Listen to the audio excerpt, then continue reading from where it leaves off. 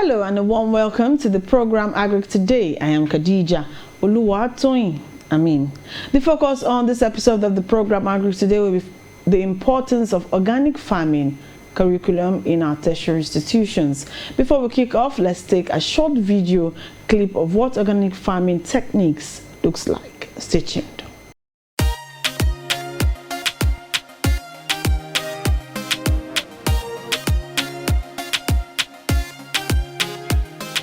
Organic farming has gained popularity due to the high demand of organic products from consumers.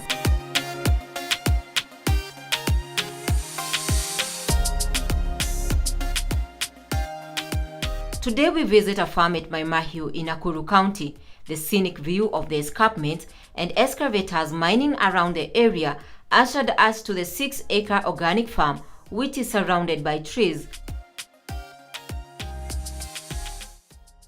The farm is 100% certified organic. Rarely do we see trees on agricultural land, as many farmers prefer to clear them. But here, the trees around have significant value, which has increased agricultural yields. My name is Sylvia Kuria and I'm a small-scale organic farmer. I've been farming upwards of 10 years. And I just started small in a kitchen garden just to grow food for my family. And with time, the food was more than enough. And that's when we decided to go a bit more large scale and go commercial and sell our organic produce. Was agriculture the main thing that you wanted to do with your life? Actually, no. I actually studied to become a social worker, which I did for about 5 or 6 years. And then when my children were young, I decided to stay at home and take care of the children. And that's when we moved to Limuru. And that's where my love for growing food started. So organic farming has highly been linked with not using chemicals. So in your own understanding, what is organic farming? Okay, the basic explanation about organic farming is actually growing food without using any synthetic inputs, meaning you're not using any synthetic pesticides, fertilizers, the animals don't have any antibiotics, and generally it's a more natural way of growing food, just as Mother Nature intended. But that is only just one little section of organic farming. So it's not the whole thing that encompasses what organic farming is. So that is just one little aspect. But organic farming is actually a wide approach to how you can be able to grow your food. And now, we have so many terms that are coming up. And one that I feel describes me best is agroecology.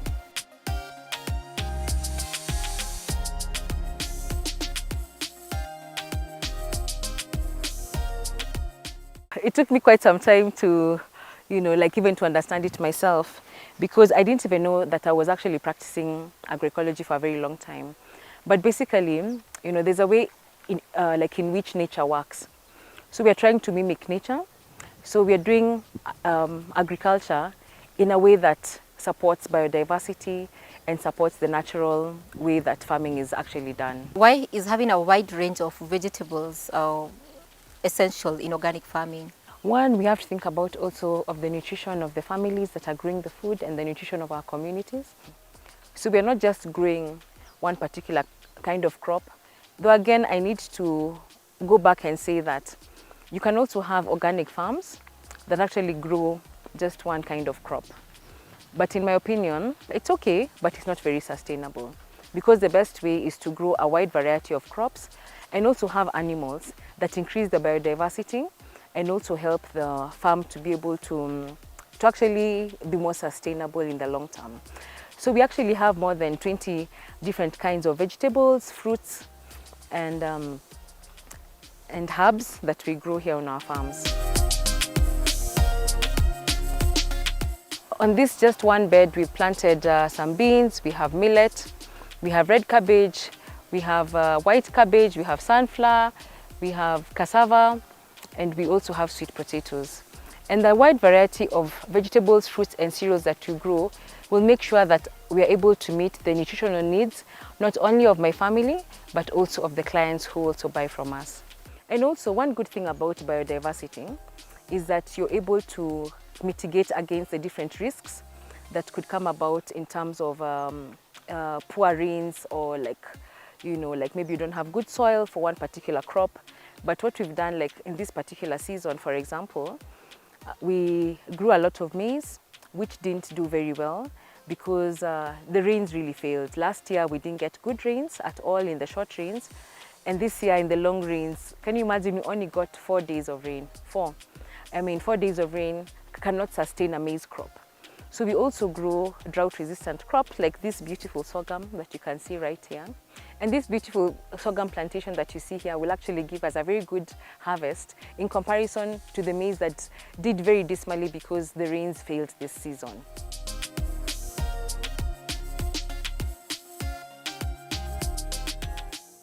So when you have biodiversity, in case one crop doesn't do well, you always have another one. So my maize hasn't done very well. I won't get any for home consumption, but where it has reached, it's going to be very good fodder for my animals. But with sorghum, I'm actually going to get some for my own consumption. So it's good to have biodiversity because we are battling with a lot of climate change and with a lot of issues in our environment. So it's always good to have a wide variety of crops. So if one doesn't do well, the other one will actually give you some form of food security.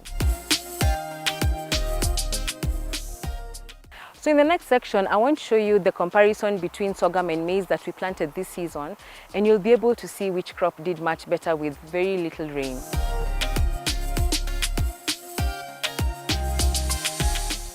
So here you can see I have my sorghum on the right, and on the left I have the maize. The maize was heavily infested with armyworm, though we managed to deal with the armyworm using pheromone traps. And right here, you'll find that the sorghum was not affected at all by the armyworm, and they are right next to each other, side by side.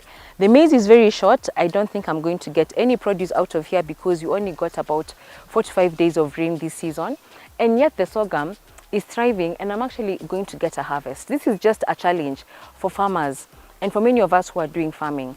Please let us go back and grow our resistant indigenous foods that actually ensure that there is food security, because as we know, to be honest, maize is not indigenous to the African continent and maize needs a lot of rain.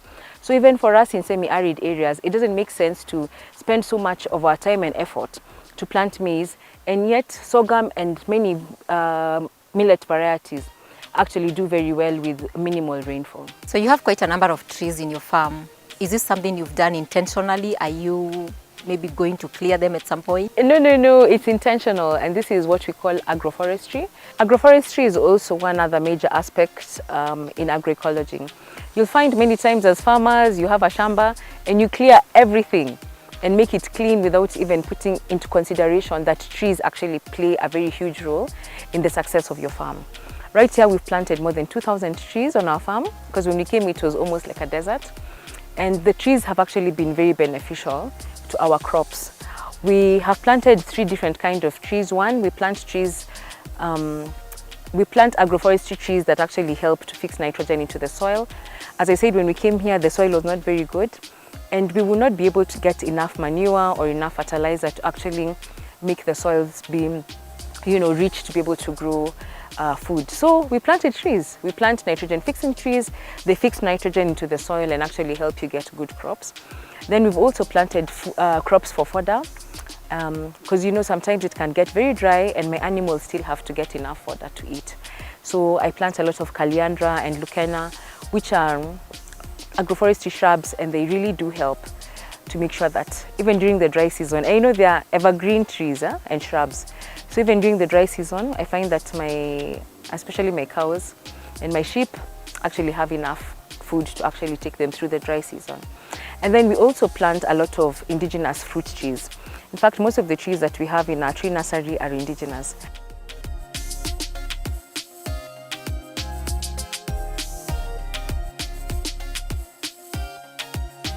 How can you say that you have impacted the community around this area? As farmers, we actually spend so much time having to learn to know how we can be able to grow our food sustainably. But to be honest, you cannot keep that information to yourself. You should be able to work with your local community to make sure that they too will be able to access this information, that they can also be able to grow their food in a more sustainable way. When I talk to many farmers, because we also do a lot of training of farmers. Many farmers say that they're not very happy with the produce they're getting now. When they compare the produce they get now versus 20 years ago, the produce just keeps decreasing. And they're just wondering, do we have any solutions? What can we do to make sure that we have enough food, that we have good harvest that we used to get? And one of the things that they have found is that, we have really messed up our ecosystem. We have really, done so much to, that is very retrogressive, that we're not even able to get very good inputs. And what we have done at Sylvia's Basket is to make sure that we work with the local communities, we train the local women, especially because we find many women farmers don't even have access to information. Small-scale farmers don't have access to this information. But to be able to train them and support them to make sure that they get the information on how they can move back into a more sustainable way of farming. Welcome back. It's still the program Agric Today, and like I said, the focus for today is on organic farming, which is also known as ecological farming or biological farming. It is an agricultural system that uses fertilizers of organic origin such as compost manure, green manure and bone meal, and places emphasis on techniques such as crop rotation, companion planting. The types of organic farming, however, consist of pure organic farming. As the name of this farming process suggests, it uses natural ways for cultivation. Integrated organic farming in itself includes crop rotation, green manure, compost, crop diversity, soil management, controlling pests biologically. The need for safe food production and harvest has, however, called for the National Board of Technical Education (NBTE) to commence the process of developing an organic agricultural technology (OAT) curriculum for ordinary national diploma programs. The NBTE Executive Secretary, Professor Idris Mahmoud Bugaje, who was represented by Special Assistant Mr. Ibrahim Bello Bashir, stated this during his opening remarks at a 3-day workshop jointly organized with Ecological Organic Agriculture Initiative of Nigeria in Abuja. The country coordinator, Ecological Organic Agriculture Initiative of Nigeria, Dr. Olugbenga Adeoluwa, and other stakeholders in the industry said the curriculum will enhance Nigerian farmers' understanding and adoption of organic agriculture. Let's hear from them. Well, we hope to achieve a robust and a very workable curriculum at the end of the day. Like I've said in my opening remarks, curriculum is the foundation of any good program that, of course, you want to enroll. If you do a very robust curriculum, a very good curriculum, then you are expected to come out with a very, very good product at the end of the day. Because those that will be trained would actually use this curriculum. So once if we misses it at this stage, then there's problem. So which is why there's need for us to do the needful at this stage. So we are basically here to actually put value in what we have started.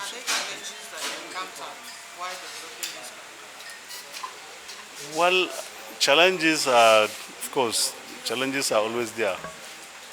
Challenges are always there, yes. In terms of identifying our resource persons, it was a challenge because it's not everybody that you bring in to come and participate in the development of a curriculum of this nature. You have to get the best. So we've had challenge actually looking for where to get the best at the end of at the beginning, but we thank God we were able to come up with the best. The people you see here are about the best in terms of organic agriculture in this country as we speak today. Okay, you've raised about two issues. One is gap, whether students will actually have access to quality or the research work at the end of the day. And of course, you talked about whether the farmers were carried along in developing. Well, let me start with the last first. Research these days has changed. Any research that is not user-centered is no longer a good research. It doesn't have impact. There's high-impact researches. All high-impact researches has to be user-friendly, which is to say, users were actually brought on at the beginning, identify their problems, then you now research on those problems. That's high impact research we're talking about, and of course it has multiply effect on not just a particular community, but of course it can cut across the whole region. Secondly, we talked about access to this research. These days, researches, if any research that is not given wide publicity is no longer a research. If you go on the internet, in our libraries, you see these researches in their numbers. And of course, students have access to these researches. I can confirm this to you. If you go to polytechnics libraries, almost 95% of our polytechnics have e-libraries. And of course, you may not see physical books, but of course you have soft books. And that's where those researches are, of course, domiciled. It will impact on sustainability because we are now starting it on a small scale, but eventually it's going large scale.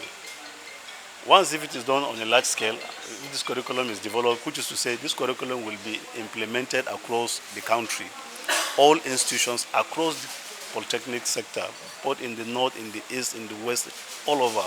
And of course, organic farming is not different from the natural farming that we were doing before now. It's just that the application of science to the natural farming, that is what is organic. And there are procedures, there are do's and don'ts as per following organic standard. That's what makes a farm organic farm. Organic farming has metamorphosized. It's just like I told you, there are standards. If you are going to use a large span of land for organic, there are do's and don'ts of tractorization. There are kinds of implement you can use on that piece of land. So all these are embedded in the organic standard. So if you follow that standard, you will be doing organic, not in a little way, but it can be done on large scale. Well, we are here to witness and be part of the national critique, for the organic agriculture technology and for national diploma in Nigeria. And the event runs from today, Monday 3rd of April to 7th of April. This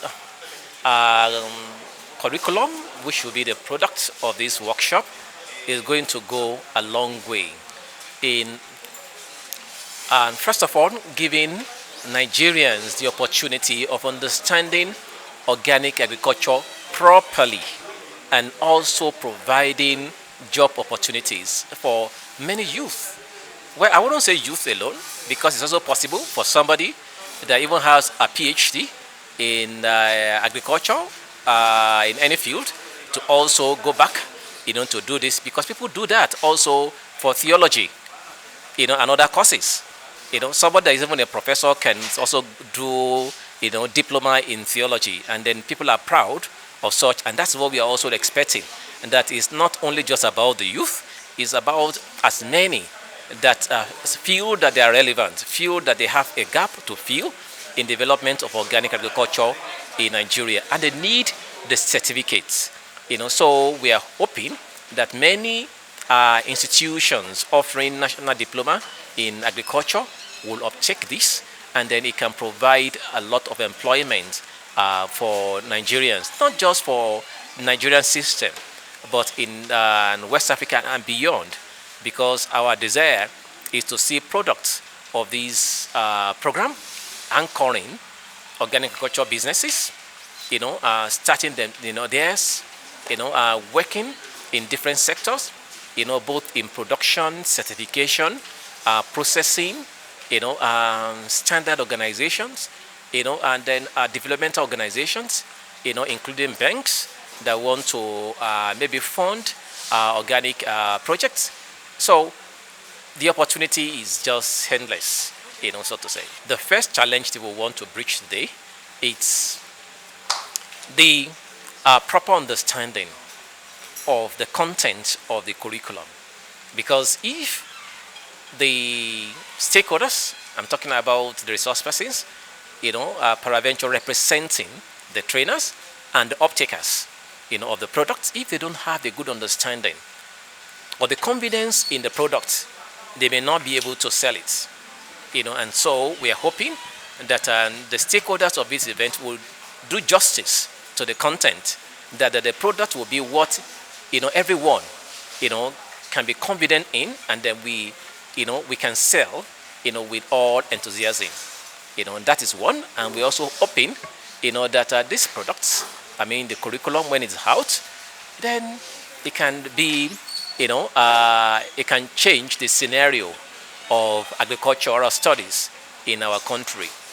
The reason for this workshop basically is to have a complete curriculum that would help promote the teaching and learning of organic agriculture in Nigeria. Yes, we study agriculture, but most of the time it's a conventional agriculture, the use of fertilizers, pesticides, herbicides, etc. But organic agriculture is a specialized field. It has its own rules, it has its own principle.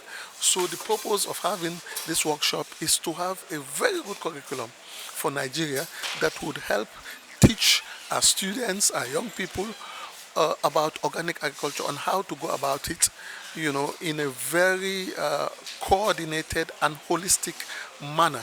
Because organic agriculture is a very profitable venture. It's very profitable. So as a developing country, we need to key into it so that we can benefit. The developed world, the developed countries are making so much money out of it, and also gaining so much in terms of health status, in terms of livelihoods, and so many things. So I think this is a very good start for Nigeria, and Nigeria and Nigerians should be commended for such an excellent start.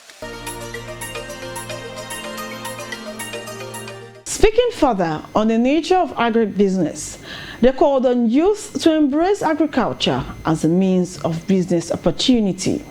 Let's also listen to them. By doing that, meaning you will be having continuous use of production of graduates now that will actually practice this organic agriculture. It's very laudable because it's going to create a lot of employment in the labor market phase, where anybody that is a graduate or intending OND holder, you aspire to be an OND, you can go for the course and become an organic technician, technologically developed person. So it will take a lot of people away from the labor market. Most youth wouldn't want to just go study agriculture. Those that go into agriculture are those, mostly are those that are maybe, they don't, they are rejected in other courses. You only have a few that will naturally choose agriculture. But on the other way around, an average youth want to be innovative. So this organic agricultural technology is an innovation to agriculture, which we believe that should add color, to agricultural, platform, in training in Nigeria, so that a product is not just seen himself or herself as a farmer, but as an organic, farmer, or an organic agriculture trainee, which we believe that should add color.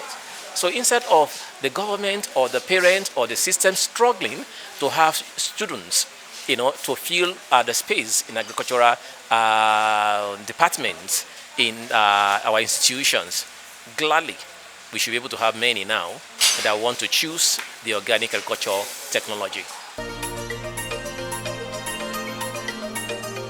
We'll take a quick break. When we return, we'll bring you more on Agric Today for the week. Stay tuned.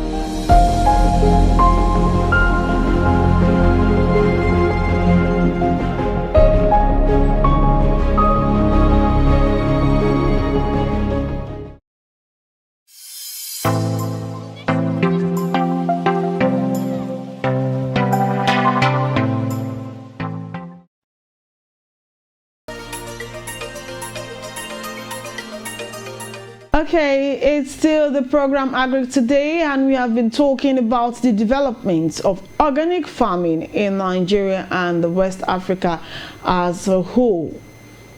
Quickly, we'll take a break video that is going to still show us what organic techniques looks like and what, if we say organic farming curriculum, what is meant to be. Stay tuned. In the first part, we looked at the key principles of organic farming. The use of more natural alternatives instead of chemical fertilizers, herbicides and pesticides or feed additives for livestock.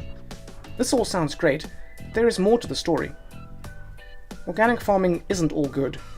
The yields are lower because more produce is damaged by pests, and carefully selected chemical pesticides cannot be used.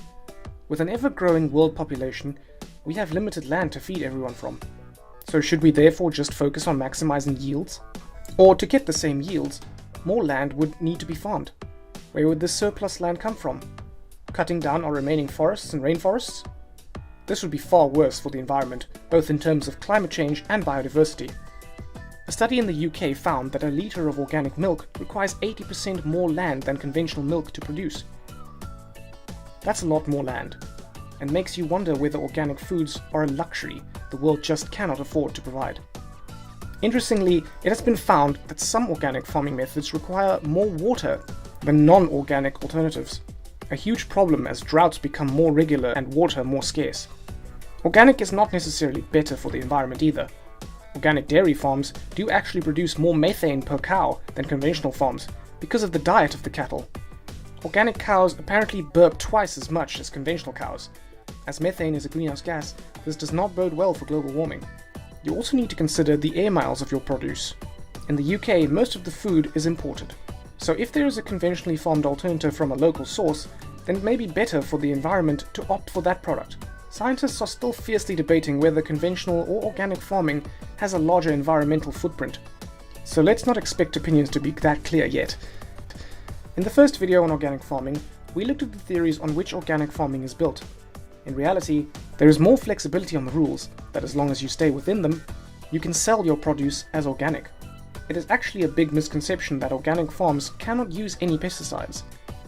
They can, because without them, the crop yields would be much too low for the farm to be sustained. Organic farmers can use both synthetic and natural kinds of pesticides, but some of the regular pesticide chemicals are banned from organic farms. As fewer chemicals are used, there is less risk of chemicals remaining in the food, which can be a good thing for consumers. Scientists are still debating the pros and cons of organic farming in comparison to conventional farming, and there is plenty of information you can read online. The tricky part is that most articles are very biased, so don't always be swayed by the first article you read. The principles of organic farming are obviously very good for the environment, but in reality, yields matter. There is a balance to be found between looking after our soils and environment, and so employing organic strategies such as crop rotations, but having a limited amount of agricultural land and an ever-growing population. Many conventional farmers employ organic strategies to do their best for the soil structure and local biodiversity, while making use of chemicals in the lowest levels possible while still maintaining yields. So there you have organic farming. Whilst great in theory, is it practical? Can it sustain the 7.5 billion people living today? One final thing to note is that every country has its own set of rules for what organic farming means. Europe, North America and Australia have quite strict and clear rules, but organic in one country could allow more chemicals than are allowed even in conventional farming in other countries. So don't necessarily be fooled by that organic label.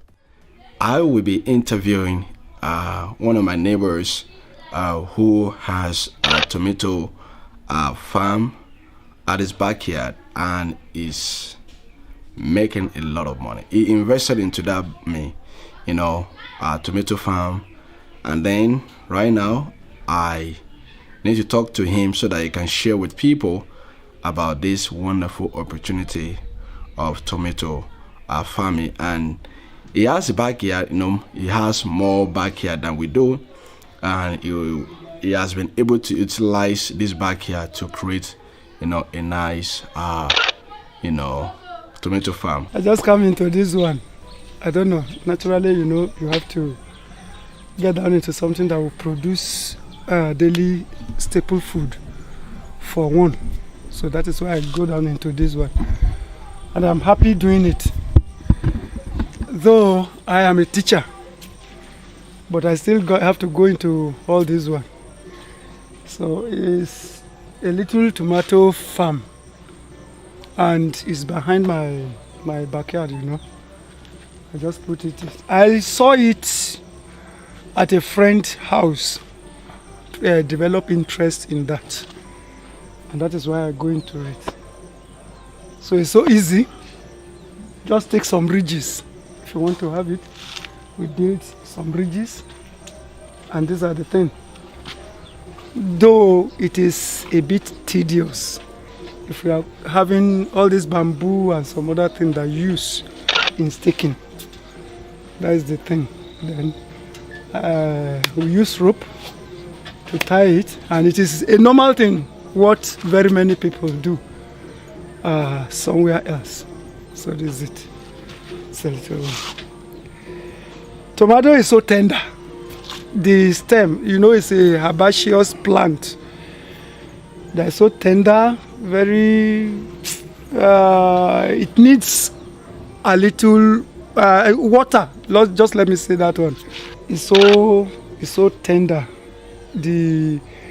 While growing, it needs water. So that is why I have to undergo all this, building a well somewhere, then finding water into this place. And this is what is called, this one is the hose that bring that water from the storage. We call this one, I don't know if you can see this one well. It supplies that water all into it. So all this one. So I have to build all this one. This is this is staking. The staking, I use bamboo. One can use stake, the real stake, but it is better you have it before the second staking. Just four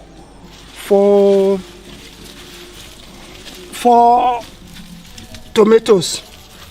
When you plant only 4, so that it won't pull this one down. And you have to stake it and build it very firmly on the ground, because it will pull it down if you feel that. Because all these loads, the load of tomatoes, you may feel that it will not be much, but when it continues on bringing out fruits, it will give out all this one. So that is okay.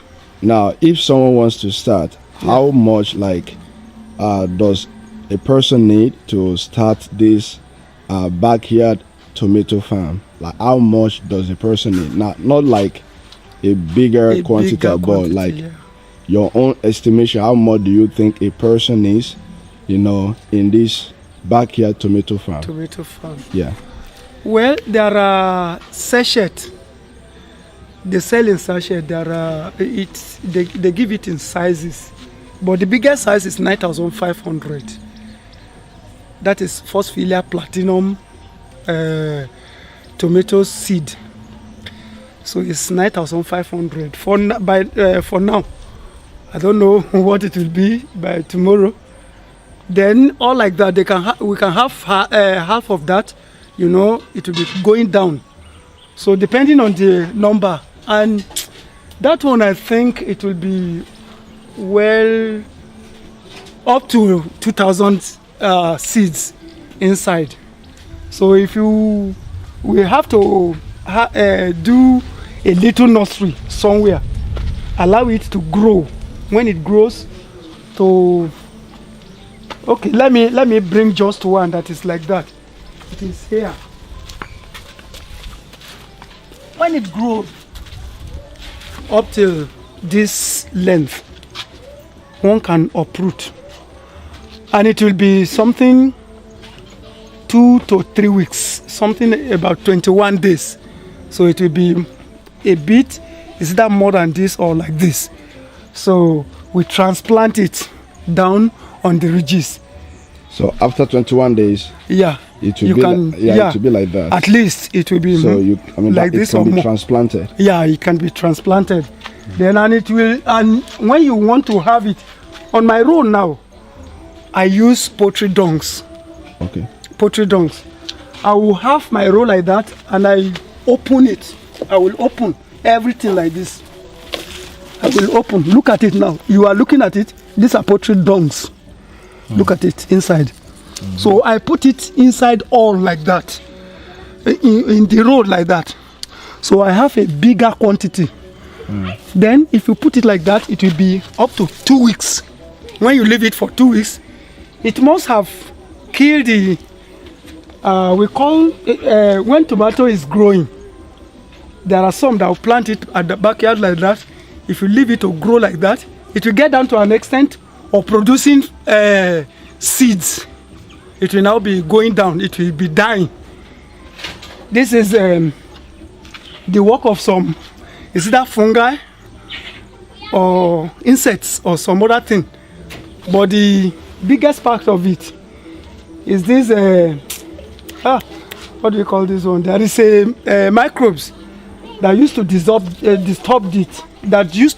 it up to that extent that it will just be dying like that. So instead of that, this one must have hit the land. You know, it has a lot of ammonia. I mean, poultry dungs have a lot of ammonia. It must have killed those microbes inside the soil before you plant it. And immediately the root of this one get down there.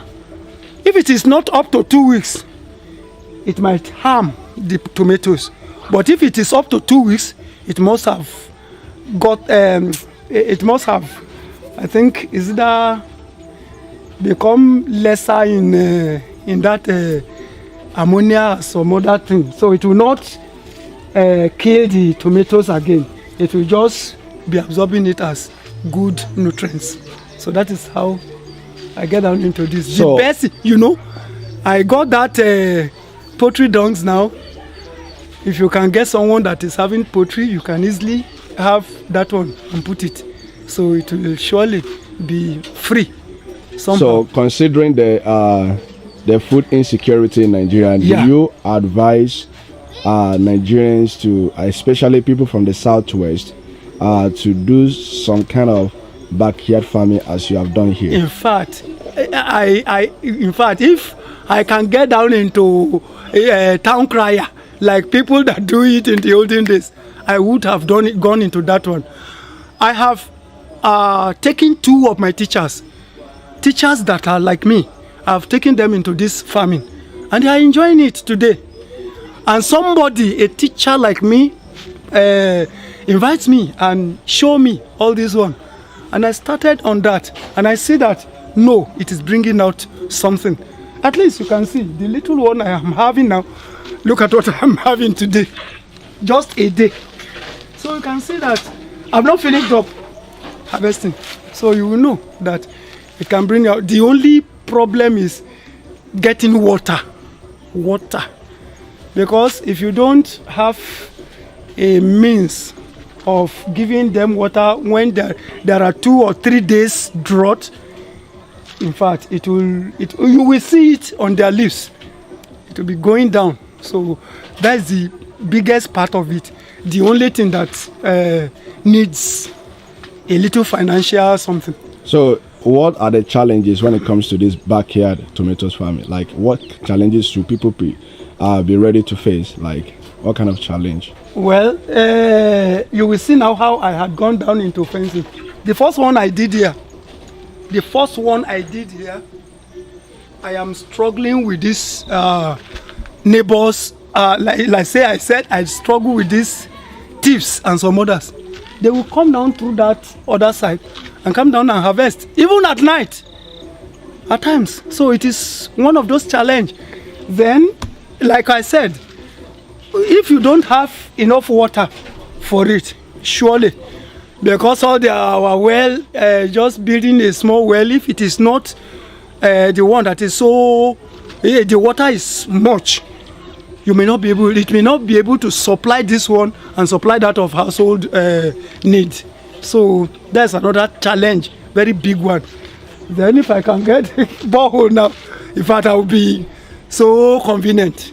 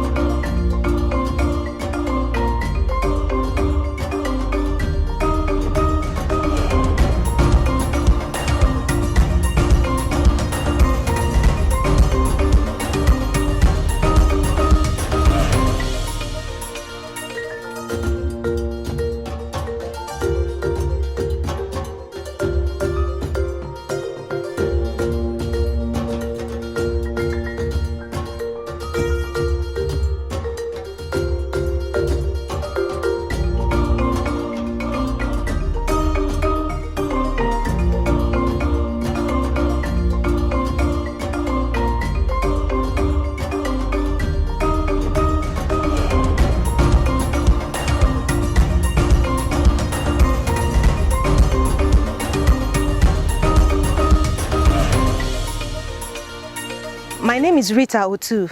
I'm a farmer and I am a Nigerian, and this is my farm. For the past 6 years, I have grown crops on this farm like potato, cassava, maize, with the use of cover crops, mulching, and also poultry droppings without fertilizer. As a food system hero, I must say that organic farming is important because it lowers the risk of environmental pollution, it is healthy for our soil, it's healthy for the planet, and is also good for our health.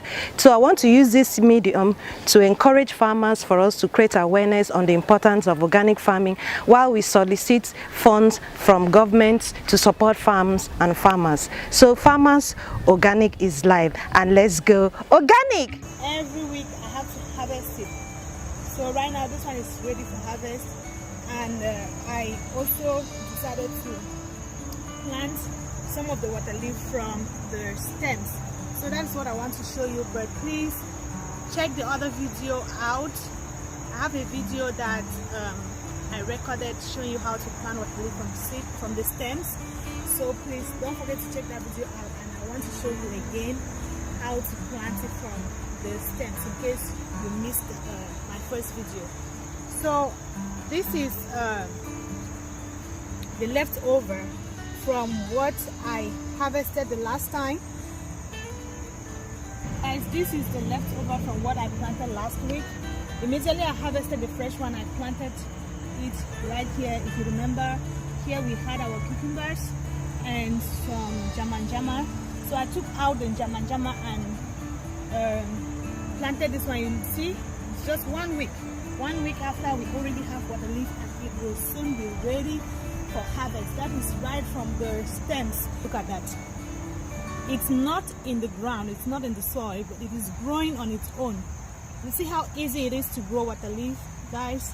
I just want to encourage you to do this. So all I did was harvest my water leaf. Let me show you. This is harvested water leaf. This is all I did, and I just took out the stem, and that is what you see here. And then I went ahead and prepared this one for my soup. So with this one, all you do is take this and insert it into the soil like this. Okay, see how easy is that? That's all you need to do. And 1 week later, look, it is growing on its own. You see, it was just standing there, and a little bit of water got into the bucket, and the thing was growing. Okay, so that's all you need to grow your water leaf from the stems.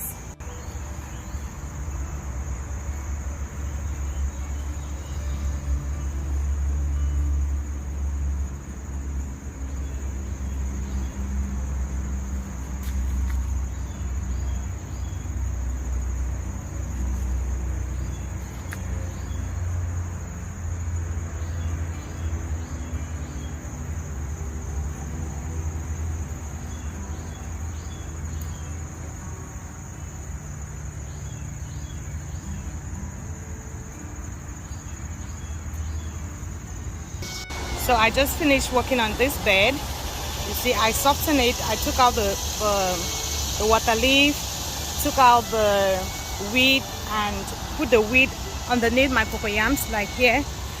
It's going to serve as fertilizer, okay? And then here is the water leaf that I took out from that area, right here, okay? So if I don't take care of it, it's not going to do well. But if I take care of it, then I'll harvest a lot. That's what I'm doing. So it was exactly like this one here, okay? This is the bed that I've not yet worked on. Let me show you what it looks like. You see, this is the water leaf I'm telling you about. Okay, we have a lot of seedlings in there. If I leave it, I can still eat it, but it's going to take a while.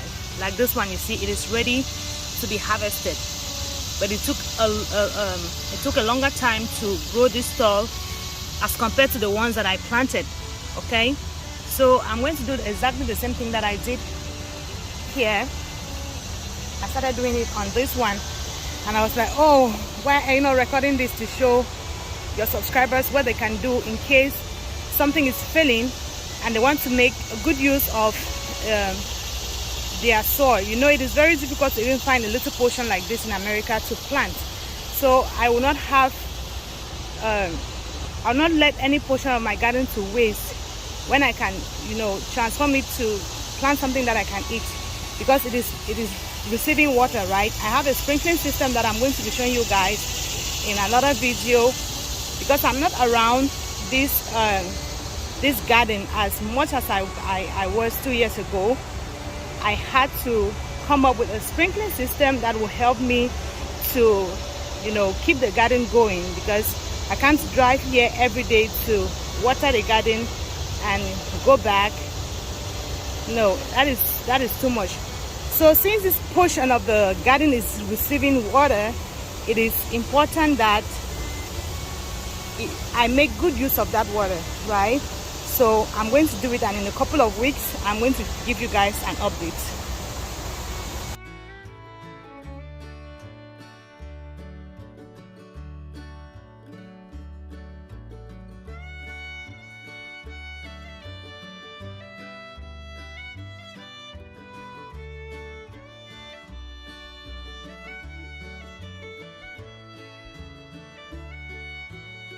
So all the weed is gone, and we have a lot of water leaf on this bed, so I don't know if I should, if I should take it out or not. I think I should, for it to do better, right? So that's what I'm going to do. Okay guys, let's start planting.